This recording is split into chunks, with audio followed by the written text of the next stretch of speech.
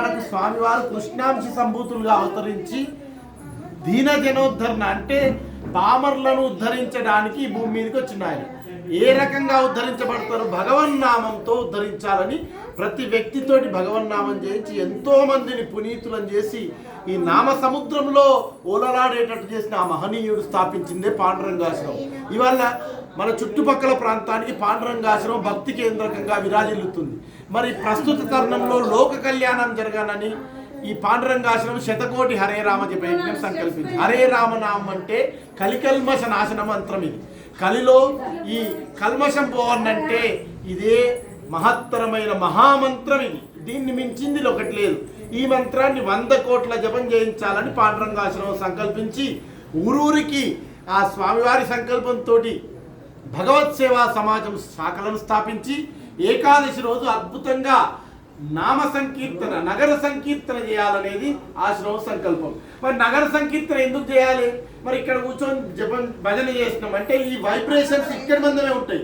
ఒక రకంగా మనం వీధిలోకి పోయి బయట భగవన్నామం తాళాలతోటి చప్పుడు చేసుకుంటూ చేస్తే ఆ తాళాల చప్పుడే కావచ్చు, ఈ నామం యొక్క వైబ్రేషన్స్ కావచ్చు, ప్రతి వ్యక్తికి చేరి ఈ రకంగా అద్భుతంగా మన లోపల మార్పు వస్తుందనే ఉద్దేశంతో ఆశ్రమం ఈ నగర సంకీర్తన ఉద్యమానికి నడుం బిగించింది.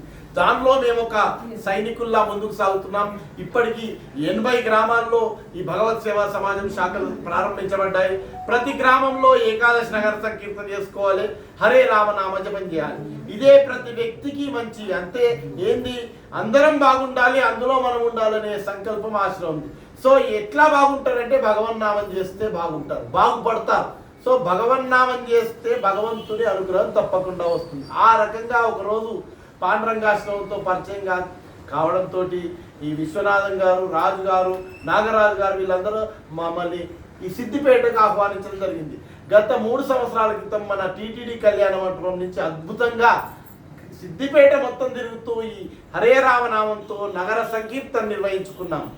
అప్పటి నుంచి ఇప్పటి వరకు కూడా మీరు ఒక సైనికుల్లా పోరాడుతున్నారు. పట్టు విడువని విక్రమార్కుల్లా పట్టు పట్టరాదు, పట్టు విడువరాదు, పట్టి పట్టనేమి విడవనేమి అన్నట్టు అద్భుతంగా ఈ భగవన్నామాన్ని కొనసాగిస్తున్న ఆయన ఇంతకన్నా మించిన క్రతువు లేదు, యజ్ఞం లేదు, యాగం లేదు. భగవన్నామాన్ని ఎవరైతే ప్రచారం చేస్తారో వాళ్ళే మహనీయుడు, భగవన్నామాన్ని ఎవరు చేస్తారో వాళ్ళే మహానుభావులు. కనుక ఈ భగవన్నామ ప్రచారంలో మనం ఇంకా ముందుకు పోదాం. ఇక్కడితో ఆగలేదు. ఇది ఈ ప్రచారాన్ని అద్భుతంగా సిద్దిపేట ప్రతి కాలనీలో ఈ నామ సంకీర్తన నగర సంకీర్తన అయ్యేటట్టు మనం ముందుకు పోదాం.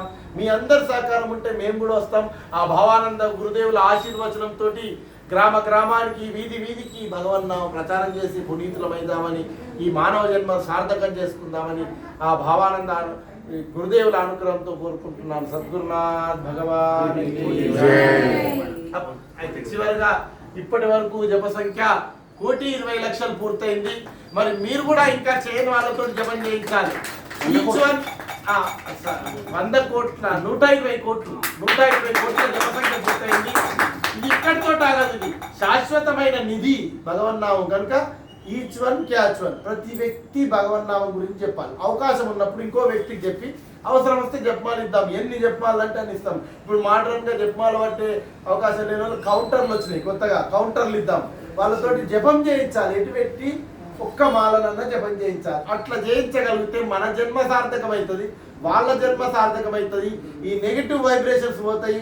మన తర్వాత తరం పిల్లలు ఎటో పెడదారిన పడతారనే భయం మనకు పోతుంది. భగవన్నామం కాపాడుతుంది. సద్గురునాథ్ భగవాన్. ఇలాంటి కౌంటర్లు మనకు మేఘం బజార్లో 20 రూపాయలు కూడా దొరుకుతున్నాయి. జపమాల పట్టాలనుకున్న వాళ్ళకి 50 డబ్బాలు తెప్పించి ఇద్దాం. నామ ప్రచారం చేద్దాం. మనం ఇంకా ఇంతకన్నా మనకు తరుణోపాయం లేదు. సద్గురునాథ్ భగవాన్